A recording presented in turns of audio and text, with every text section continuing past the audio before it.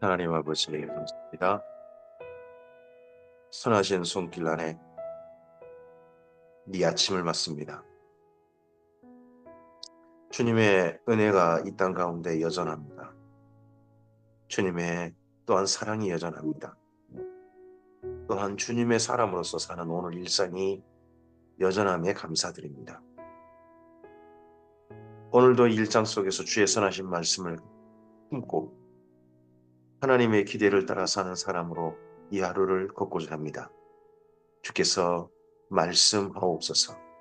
삼가 듣겠나이다. 부탁드리오며 예수님 이름으로 기도합니다. 아멘. 오늘은 창세기 20장에서 23장 말씀 함께 읽습니다. 하나님의 사람들의 이야기, 하나님이 어떤 분이신지 먼저 우리는 읽었고 그 이후에 하나님의 사람들의 이야기 가운데 아브라함의 이야기 지금 읽어가고 있습니다. 창세기 20장입니다. 아브라함이 거기서 네게부 땅으로 옮겨가 가데스와 술 사이 그랄에 거주하며 그의 아내 사라를 자기 누이라 하였으므로 그랄 왕 아비멜렉이 사람을 보내어 사라를 데려갔더니 그 밤에 하나님이 아비멜렉에게 현명하시고 그에게 이르시되 내가 데려간 이 여인으로 말미암아 내가 죽으리니 그는 남편이 있는 여자임이라. 아비멜렉이 그 여자를 가까이 하지 아니하였으므로 그가 대답하되 주여 주께서 의로운 백성도 멸하시나이까. 어, 사라를 데려간 그럴 왕이 있습니다. 이때 사라의 나이가 90세 가까이 됐죠. 아브라함의 나이가 99세고 그리고 이때 89세 10살 차일 테니까 근데 이런 사라를 데려간 나이도 많고 이제 경수도 끊겼다고 하지 않습니까? 그런 사라를 데려간 이유가 뭘까요? 이유는 아무리 봐도 아브라함과 여기 그랄 왕 아비멜렉 사이에 서로 동맹관계, 혼인동맹 같은 그런 입장이 되지 않았나 싶습니다. 자꾸 아내를 누이라고 하니까 그러면 우리 둘 사이에 더 확실한 동맹이 되자 해서 자기 누이를 달라. 당신의 누이를 내게 보내시오.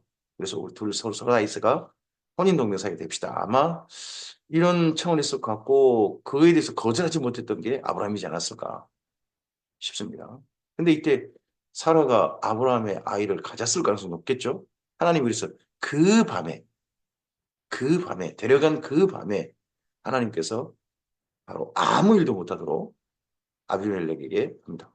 물론 아비멜렉이 사라를 자기 아내로 맞이하고자 하는 마음이었을까? 그런 것은 조금 좀 생각을 해볼 여지가 있는 것 같습니다. 그가 나에게 이는 내 누이라고 하지 아니하였나이까. 그 여인도 그는 내 오라비라 하였사오니 나는 온전한 마음과 깨끗한 손으로 이렇게 하였나이다.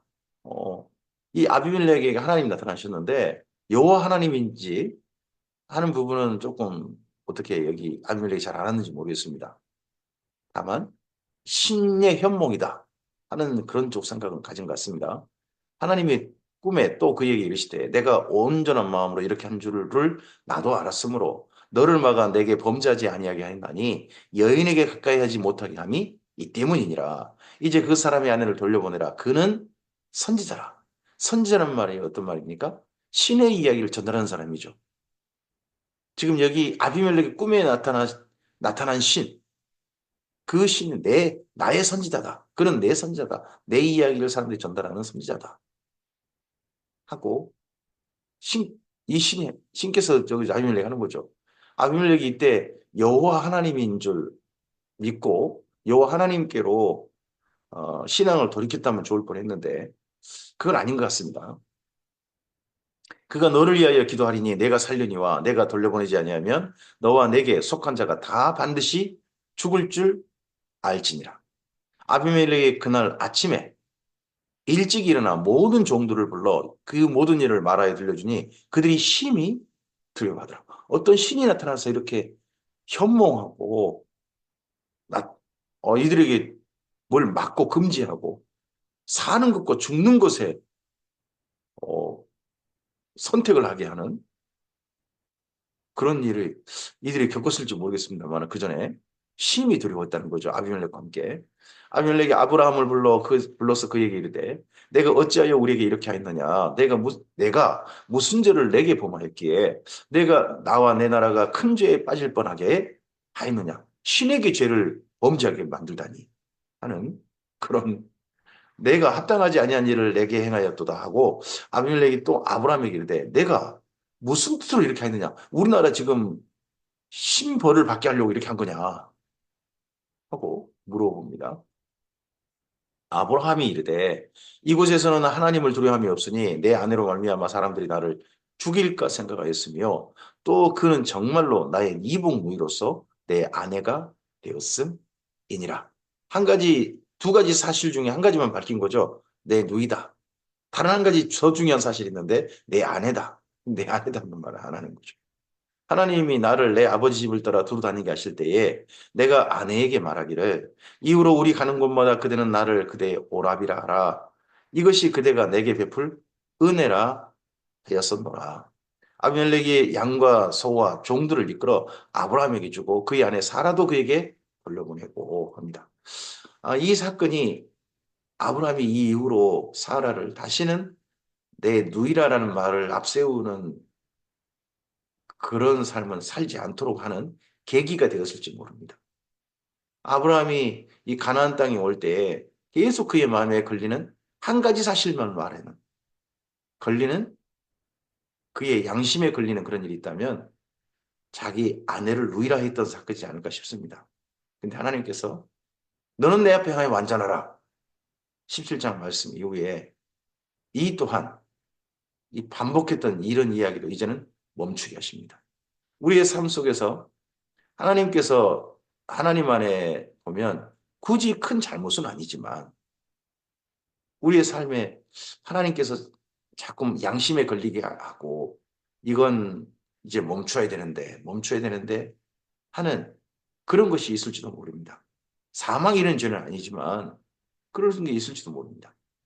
그러할 때 하나님께서 그렇게 우리 마음에 걸리게 하고 자꾸 생각나게 하시는 게 있다면 아브라함처럼 이런 창피당하고 그만 멈추는 계획이 이런 것보다는 우리 스스로 양심에 작정하고 결단해서 멈추는 그런 것도 우리 삶의 새로운 계기를 만드는 것도 이 말씀을 읽는 우리들에게 주신 하나님의 은혜의 선물이지 않을까 싶습니다. 아브라함에게 이르시되 내 땅이 내 앞에 있으니 내가 보기에 좋은 대로 거주하라 하고 사라에게 이르되 내가 은 1,000개를 내 오라비에게 주어서 그곳으로 너와 함께한 여러 사람 앞에서 내 수치를 가리게 하였노니 내일이 다 해결되었느니라. 여기 아비멜렉의 어떻게 보면 뒤끝이 보입니다. 내가 은 1,000개를 내 오라비에게 주어서 내 남편에게 주어서 그러지 않습니다. 내 오라비에게 주어서 자기가 참 이거에 대해서 은근하게 좀 화가 좀 많이 난 것 같습니다. 아브라함이 하나님께 기도하며 하나님이 아비멜렉과 그의 아내와 여종을 치료하사 출산하게 하셨으니 여호와께서 이왕에 아브라함의 아내 사라의 일로 아비멜렉의 집에 모든 태를 받으셨음이더라. 창세기 21장입니다. 여호와께서 말씀하신 대로 사라를 돌보셨고 여호와께서 말씀하신 대로 사라에게 하셨으므로 사라가 임신하고 하나님이 말씀하신 시기가 되어 노년의 아브라함에게 아들을 낳으니 여기 하나님이 말씀하신 대로 여호와 하나님이 말씀하신 대로 하나님이 말씀하신 시기가 되어 말씀하셨다 말씀하신 세 번 반복되고 그러면서 드디어 아기가 태어났다. 사라를 통하여. 그러니까 사라와 아브라함 사이의 아기는 하나님이 말씀하신 것, 하나님이 하시고자 하셔서 이루어진 일이지 두 사람 사이에 일어날 일은 아니었다는 거죠. 한 사람은 늙었고 한 사람은 이미 경속 끊겼었잖아요. 근데 이들에게 일어나겠습니다. 정말 창세기에 이들에게 나타나신 하나님은 나는 전능한 하나님이라 하신 그 하나님이십니다. 아브라함이 그에게 태어난 아들, 곧 사라가 자기에게 낳은 아들을 이름하여 이삭이라 하였고 그 아들 이삭이 난 지 8일 만에 그가 하나님이 명령하신 대로 할례를 행하였더라. 이 이후에 할례는 계속해서 난 지 8일 만에 하게 되고 예수님도 난 지 8일 만에 할례를 행하시게 되죠. 아브라함이 그의 아들 이삭이 그에게 태어날 때에 백세라 사라가 이르되 하나님이 나로 웃게 하시니 듣는 자가 다 나와 함께 웃으리로다. 이삭, 이츠하크.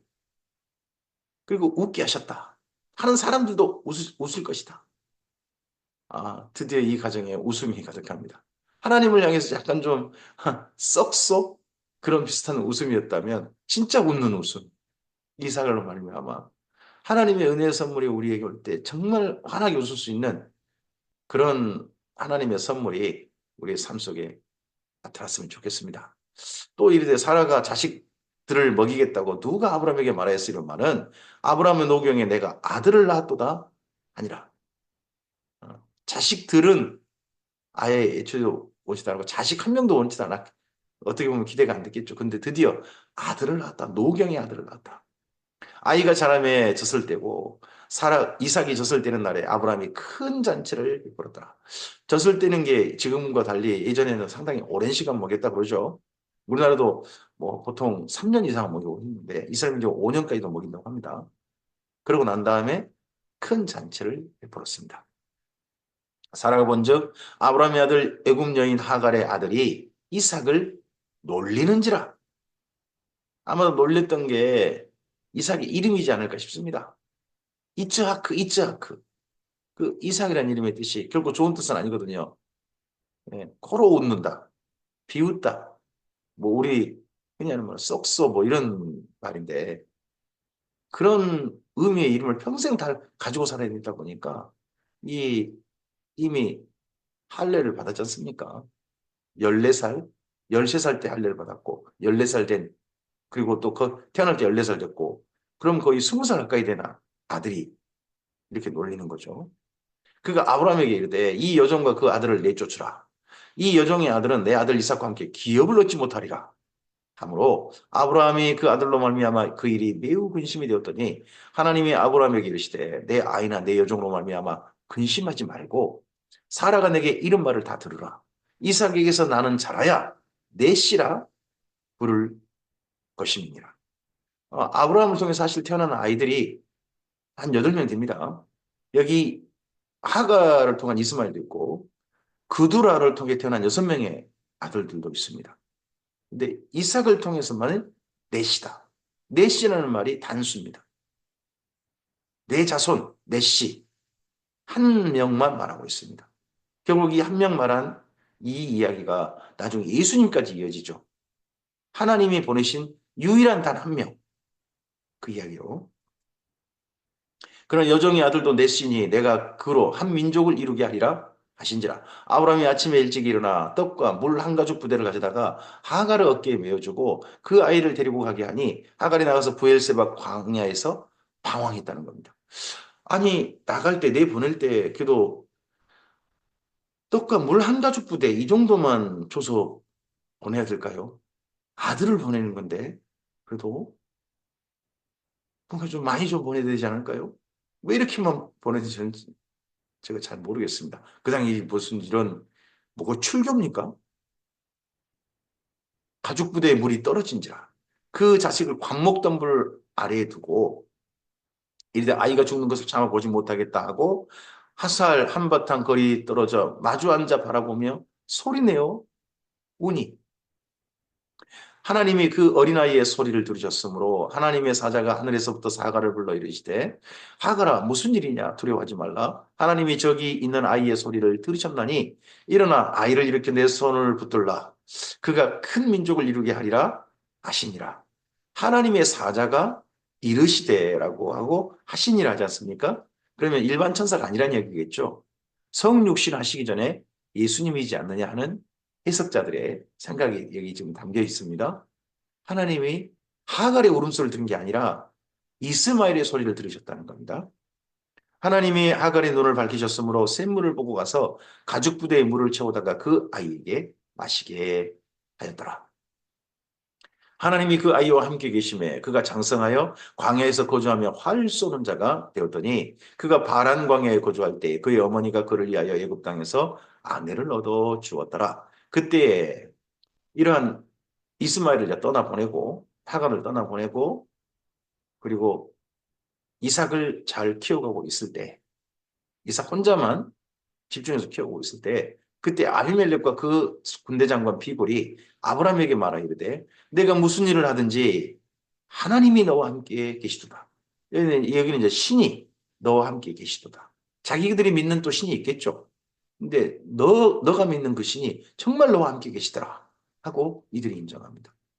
우리 대한민국 안에도 불교를 믿는 사람들도 있고 유교를 따르는 사람도 있고 그리고 신은 없다는 그런 신념을 믿는 사람들도 있죠. 그런 사람들 속에서 하나님이 정말 계신다. 하나님이 정말 계신다. 너를 보니 정말 성경을이라는 책을 선물로 주신 하나님, 예수님이란 분을 우리를 위해서 보내신 하나님이란 분이 정말 계신갑다 하는 이야기가 들려지는 것이 정말 좋은 일 아니겠습니까? 아브라함은 그렇게 인정받았습니다.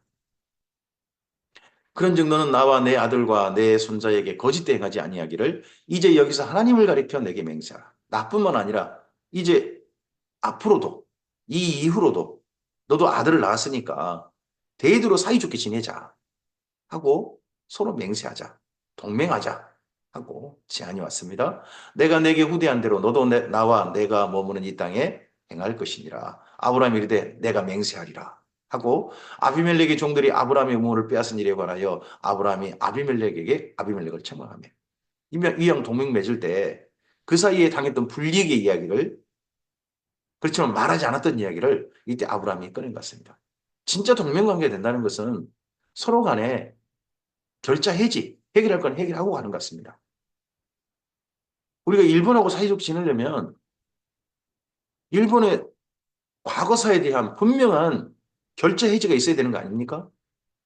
여기 아브라함도 그걸 분명하게 이야기합니다. 아비멜렉이 이르되 누가 그리하였는지 내가 알지 못하노라. 너도 내게 알리지 아니하였고 나도 듣지 못하였더니 오늘에야 들었노라. 아비멜렉은 이렇게 말하고서 다시는 이런 일이 없도록 제열 방지를 합니다. 아브라함이 양과 소를 가져다가 아비멜렉에게 주고 두 사람이 서로 언약을 세우니라. 아브라함이 일곱 암양 새끼를 따로 놓으니 아비멜렉이 아브라함에게 이르되 이 일곱 암양 새끼를 따로 놓으면 어찌 의미냐. 아브라함이 이르되 너는 내 손에서 이 암양 새끼 일곱을 받아 내가 이 우물을 판 증거를 삼으라 하고 두 사람이 거기서 서로 맹세하였으므로 그곳 이름을 부엘세바라 하였더라. 그럼 이 우물은 이제 눕게 되는 겁니까? 이 우물은 아비멜렉 그쪽 게 아니라 아브라함께 되는 겁니다. 이 우물은 아마도 이 부엘세바 근처에 우물을 한 것 같고 그러다 보니까 여기 부엘세바라고 합니다. 성경 읽다 보면 부엘이라는 물이 자꾸 나오는 그런 지명도 있습니다. 부엘. 거기가 우물이라는 뜻입니다. 부엘 할 때 어떤 우물이 있으면 한 마을이 이루어지는 거죠. 그들이 부엘세바에서 언약을 세우며 아비멜렉과 그 군대장과 비굴은 떠나 블레셋 사람의 땅으로 돌아갔고 아브라함은 부엘세바에 에셀나무를 심고 거기서 영원하신 여호와의 이름을 불렀으며 그가 블레셋 사람의 땅에서 여러 날을 지냈더라 합니다. 이 부엘세바에서 오래 지냈던 것 같습니다. 그리고 에셀나무란 나무는 이 광야에서도 자라는 그늘이 지는 나무라고 합니다. 그늘이 있으면 거기 정말 그 참 무더운 날씨에 더운 날씨에 굉장히 날씨 더운데 그 그늘 아래 가면 시원합니다. 정말 시원합니다. 습기가 없어서 그런 것 같습니다. 그래서 이 에셀나무는 정말 괜찮은 나무인 거죠. 그냥 광야에 자라는 관목이 아니고 정말 광야에서도 괜찮은 나무, 그늘이 풍성하게 주는 나무, 그런 나무가 에셀나무입니다. 창세기 22장입니다. 그 일 후에 하나님이 아브라함을 시험하시려고 그를 부르시되 아브라함아 하시니 그가 이르시되 내가 여기 있나이다. 하나님께서 시험하셨다. 테스트. 이 시험하시단 말은 테스트입니다. 템프테이션이 아닙니다. 하나님은 미혹하지 않으십니다. 유혹하지 않으십니다. 유혹은 사탄이 하도록 허용하시고요. 하나님께서는 직접 테스트는 하십니다. 그래서 하나님께 테스트하셨던 사람 둘이 있습니다. 아브라함과 히스기야입니다. 그리고 하나님께서 한 민족을 테스트하십니다. 이스라엘 민족입니다.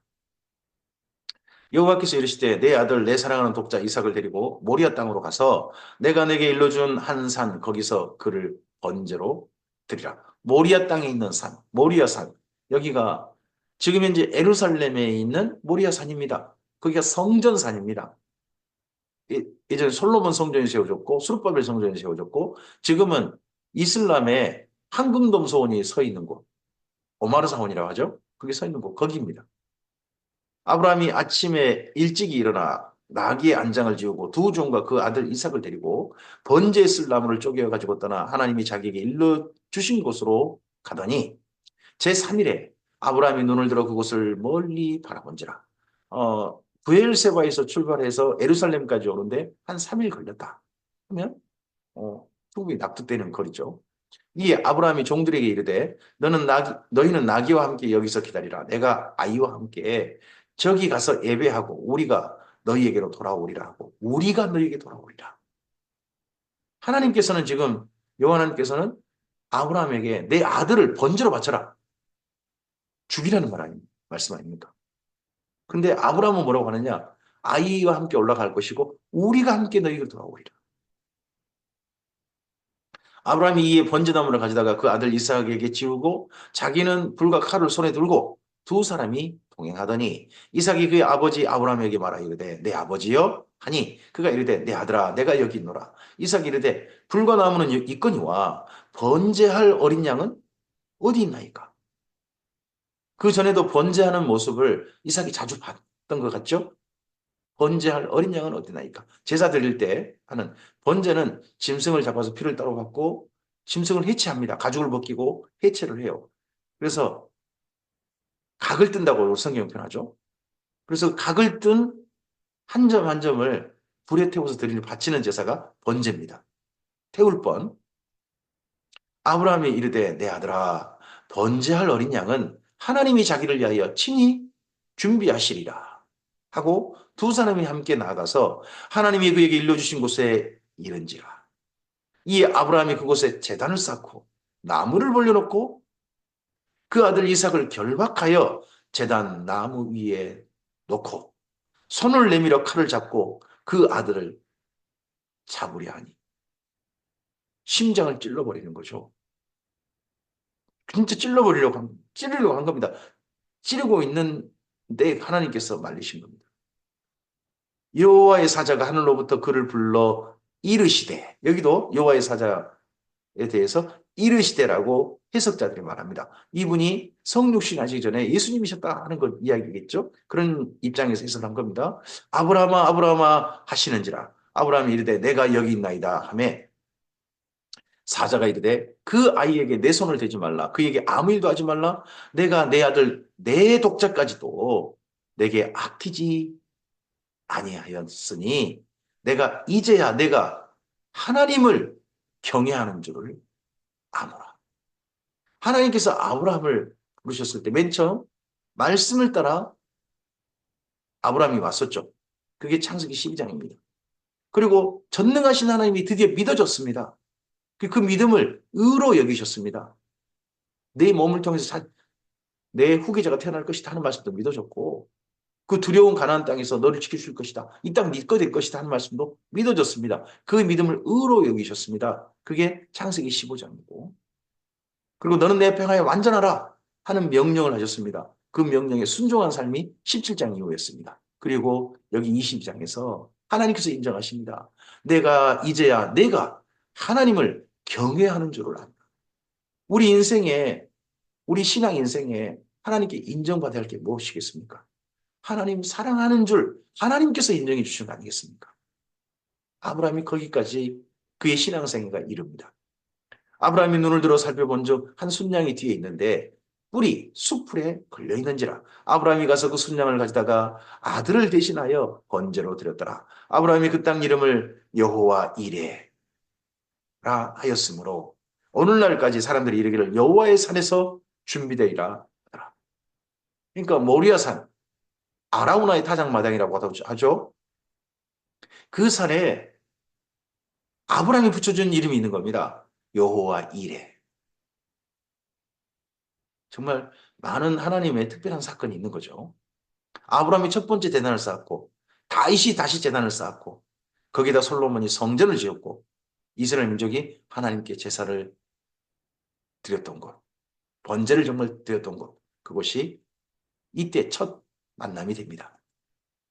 여호와의 사자가 하늘로부터 두 번째 아브라함을 불러 이르시되 여호와께서 이르시기를 내가 나를 가리켜 맹세하노니 내가 이같이 행하여 내 아들 내 독작도 아끼지 아니하였은즉. 여기 창세기 22장에서 자꾸 그렇게 표현합니다. 내 아들 내 사랑하는 독자, 내 아들 내 독자, 내 아들 내 독자, 자꾸 이렇게 표현합니다.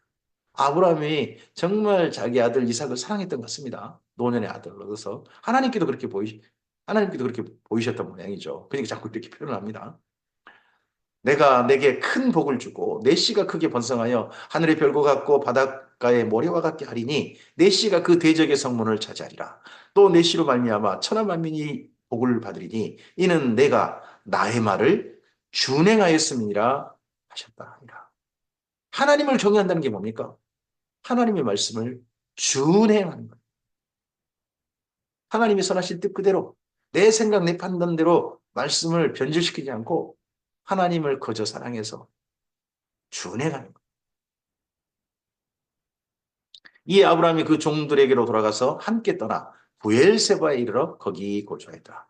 여전히 부엘세바에 출발했고 다시 부엘세바로 돌아온 게 보입니다. 이 일 후에 어떤 사람이 아브라함에게 알려 이르기를 밀가가 당신의 형제 나홀에게 자녀를 낳았다 하더라. 그의 아들은 우스요 우스의 형제는 부스와 아람의 아버지 구무엘과 게셋과 하소와 빌다스와 이들랍과 부두엘이라. 이 여덟 사람은 아브라함의 형제 나홀의 아내 밀가의 수생이며 부두엘은 리브가를 낳았고 나홀의 척 루우마라 하는 자도 데바와 가함과 다가스와 마가를 낳았더라. 이때 리브가의 이름이 등장합니다. 마치 꼭 복선 같죠? 암시 미리 쪽 하기 전에 앞으로 이제 리브가와 이삭의 만남 이전에 먼저 리브가를 살짝 언급하는 그런 이야기가 아브라함에게 들리고 그러다 보니까 리브가하고 이삭을 이어줬으면 좋겠다는 마음도 혹시 아브라함에게 이후에 생겼을지도 모르죠.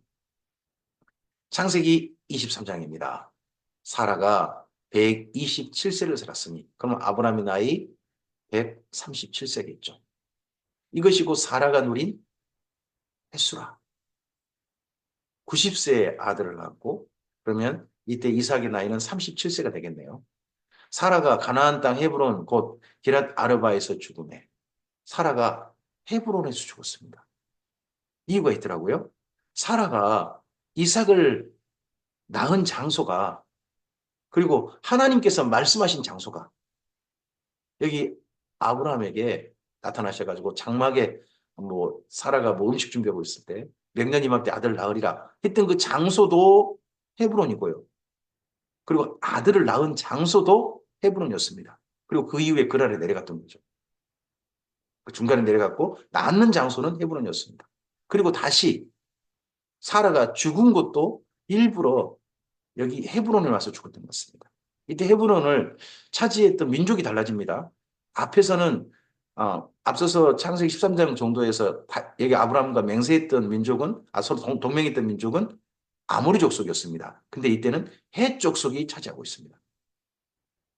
가나안 땅 헤브론 곧 기랄 아르바의 죽음에 아브라함이 들어가서 사라를 위하여 슬퍼하며 애통하다가 그 시신 앞에서 일어나 나가서 헷 족속에게 말하 이르되 앞서 아브라함과 동맹했던 민족은 아모리 족속이었는데 이 헤브론을 차지한 민족이 달라진 거죠.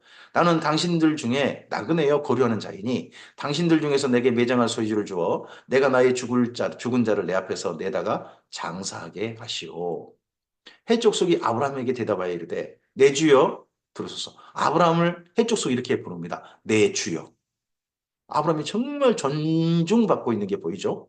당신은 우리 가운데 있는 하나님이 세우신 지도자이시니 우리 묘실 중에서 좋은 것을 택하여 당신의 죽은 자를 장사하소서. 우리 중에서 자기 묘실에 당신의 죽은 자 장사함을 금할 자가 없으리다. 그냥 우리 중에 택해서 그냥 하시오.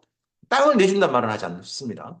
아브라함이 일어나 그 땅 주민 해족속을 향하여 몸을 굽히고 에브론이 해족속 중에 앉아 있더니 그가 해족속 곧 성문에 들어온 모든 자 같은 데서 아브라함에게 대답하여 이르되 아브라함이 그들에게 말하 이르되 나로 나의 죽은 자를 내 앞에서 내어다가 장사하는 일이 당신들의 뜻일진데 내 말을 듣고 나를 위하여 소할의 아들 에브론에게 구하여 그가 그의 밭머리에 있는 그의 막벨라고를 내게 주도록 하되 충분한 대가를 받고 그 굴을 내어주어 당신들 중에서 매장할 소유지가 되게 하기를 원하노라 하며 이 막벨라굴 에브론의 소유였다는 거죠.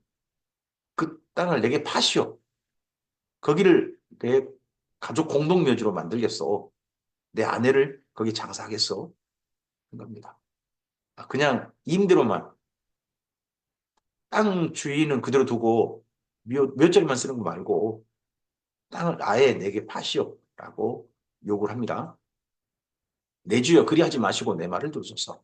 내가 그 밭을 당신에게 드리고 그 속의 굴도 내가 당신에게 드리되 내가 당신 동족 앞에서 당신에게 드리오니 당신의 죽은 자를 장사하소서. 팔겠다는 말을 하지 않습니다. 아브라함이 이에 그 땅의 백성 앞에서 몸을 굽히고 그 땅의 백성이 듣는 데서 에브론에게 말하 이르되 당신이 합당히 여기면 청하건대 내 말을 들으시오. 내가 그 밭값을 당신에게 주리니 당신은 내게서 받으시오. 내가 나의 죽은 자를 거기에 장사하겠노라. 에브론이 아브라함에게 대답하여 이르되 내 주여 내 말을 들으소서. 땅값은 은 400세겔이나 그것이 나와 당신 사이에 무슨 문제가 되리까? 당신의 죽은 자를 장사하소서. 아브라함이 에브론의 말을 따라 에브론이 해쪽 속에 든 데서 말한 대로 상인이 통용하는 은 400세겔을 따라 에브론에게 줬다는 겁니다. 이 당시 아브라함 때는 돈이 은이었습니다. 그래서 은이 보통 거래 수단, 매매 수단이었던 거죠. 근데 통용은 뭐 상인들이 하는 수단대로 은 400씩을 달아줬답니다. 제법 많은 돈이다 하고 이야기합니다. 또 심지어 아브라함이 굳이 땅값을 그렇게나 주고 이 땅을 사야 돼? 하는 정도로 많은 땅값을 요구한 것이다 하는 의견도 있더라고요. 네. 마무리한 막빌라에 있는 에브론의 밭, 그 밭과 거기에 속한 굴과 그 밭과 그 주위에 둘린 모든 나무가 성문에 들어온 모든 해쪽 속에 보는 데서 아브라함의 소유로 확정된지라. 아브라함이 100년을 가나안 땅에 살았는데 자기 땅 만든 건 여기 막빌라 굴, 헤브론에 있는 거기밖에 없습니다. 나머지 땅은 거류했죠. 임대로 살았죠, 전부 다. 그 후에 아브라함이 그의 아내 사라를 가나안 땅 마므레와 막벨라 굴의 밭굴에 장사하였더라. 마므레는 곧 헤브론이라. 이와 같이 그 밭과 거기에 속한 굴이 해쪽 속으로부터 아브라함이 매장할 소유주로 확정되었더라. 이 이후에 사라가 묻힌 이곳에 아브라함도 묻힙니다. 그리고 그 이후에요. 네. 이곳에 아마 리브가도 묻혔을 것 같습니다. 그리고 또 아마도 이삭도 묻혔고요.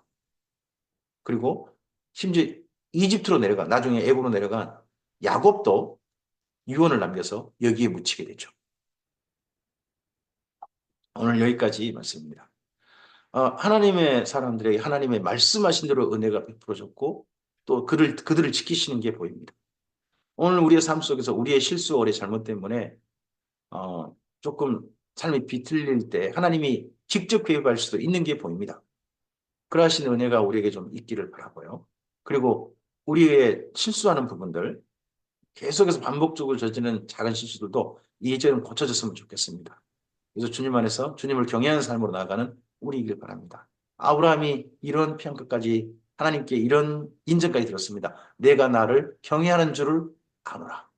우리 삶 속에 그러한 하나님의 인정하심까지 정말 너 나 사랑하는구나 하는 그런 인정한 자리까지 우리의 삶이 이르기를 바랍니다. 오늘 하루가 주님과 그렇게 선한 동행하는 주께서 참으로 기뻐하시고 우리를 기꺼이 인도하시는 그런 하루 되시길 바랍니다. 감사합니다.